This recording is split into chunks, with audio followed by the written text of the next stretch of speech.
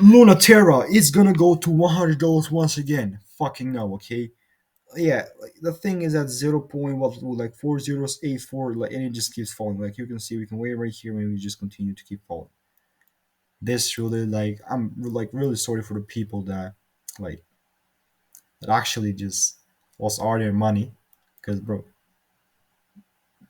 keep in mind this was a 40 billion market cap. Okay, this shit was fucking crazy and insane. I did not invest in Luna, so I cannot talk about this topic because I don't know the pain. But bro, yeah, it's actually just setting. And once again, yeah, you should absolutely do like fucking your own like due diligence. But like stuff like this happens. Like I was absolutely fucking certain that Luna is actually a pretty great coin. Like like if you can recall it, like we were talking about this quite like frequently, and I was believing it. We're right here.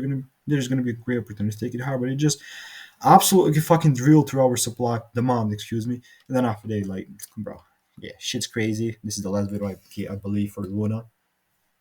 Shit's done. Have a wonderful day.